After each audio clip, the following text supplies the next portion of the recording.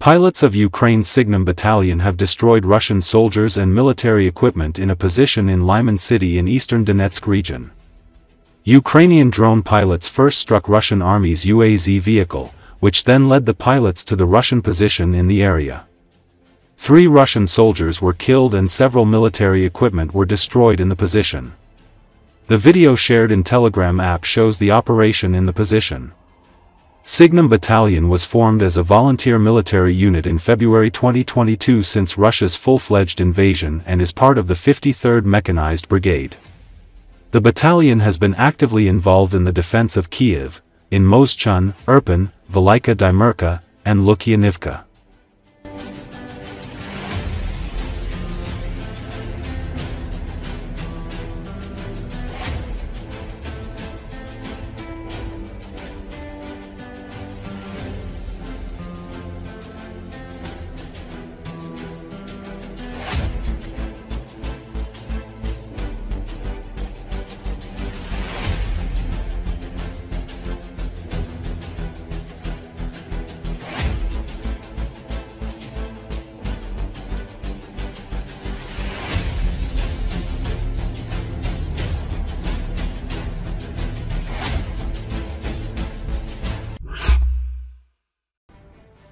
The Crimean Peninsula has been a priority service area for participants in Russia's full-scale invasion of Ukraine for 4 years now. The main production facilities and many civilian sectors have been converted to war footing. Everything from equipment and people to natural resources are being used in the region to support the war against Ukraine. Crimea.realities tells us how Crimea's natural wealth is being sacrificed for the war.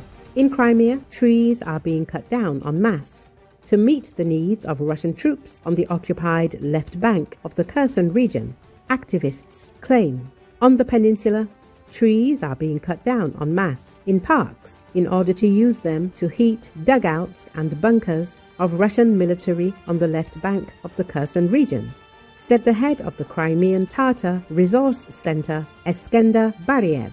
A similar practice has been observed in many regions of the Crimean Peninsula. In particular, trees have noticeably thinned out in parks and public spaces in Simferopol and resort towns. There, green spaces are being cut down en masse under the pretext of planned sanitary pruning and demolition of hazardous trees. The tree pruning and demolition activities are carried out in accordance with the issued felling permit. But at the same time, activists note that many healthy trees have been cut down in parks and green areas where they did not pose any threat. According to our insider information, the Simferopol administration thus continues to provide assistance with firewood to Russian troops in the SVO zone within the framework of the ONF project Warm Bunker, a local ecologist told on condition of anonymity. The use of Crimean trees for fortifications by the Russian army was noticed last year. Local residents have repeatedly reported trucks loaded with logs heading towards the occupiers' positions.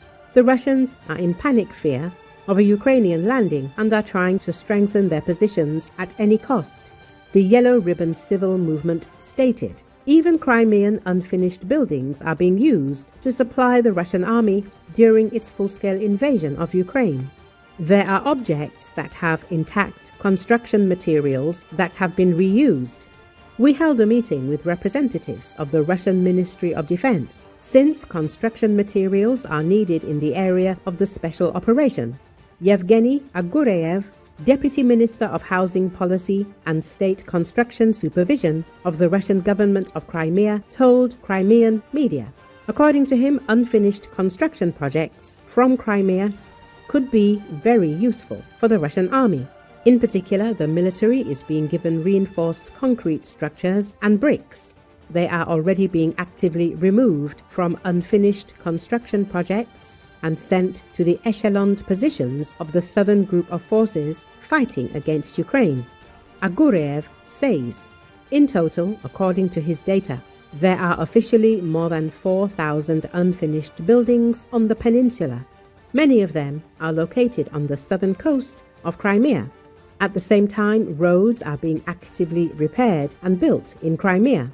Local authorities under Moscow's control, despite military instability, have already drawn up a road construction schedule, announcing the repair and construction of more than 1,000 kilometers of roads on the Crimean Peninsula in the next 5 years.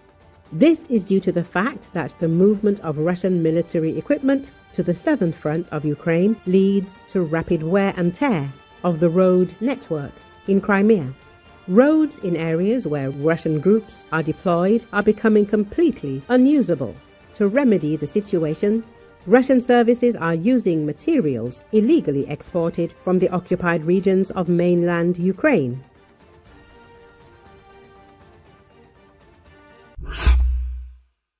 The religious procession that took place in Moscow on September the 7th from the Cathedral of Christ the Saviour to the Novodevichy convent unexpectedly turned into a serious challenge for Russian security forces and sowed panic in the Kremlin.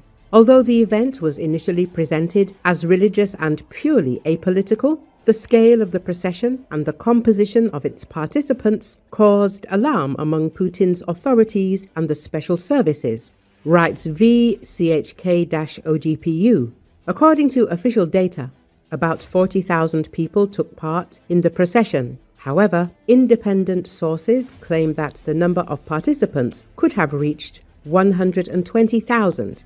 In addition to parishioners and representatives of the Russian Orthodox Church, organized groups of nationalist movements were seen in the column. Football fans, so-called veterans of the military actions in Ukraine, and representatives of radical associations. Their mass participation gave the event an overtly political tint and frightened the authorities. For the Ministry of Internal Affairs and the FSB, such a development of events was a complete surprise. Surveillance units were urgently raised, and officers were sent to the streets of the capital to assess the situation. The most interesting thing, according to the information from the reports, is that a significant part of those gathered expressed dissatisfaction with the authorities and the monopoly of ethnic diasporas in the economic sphere.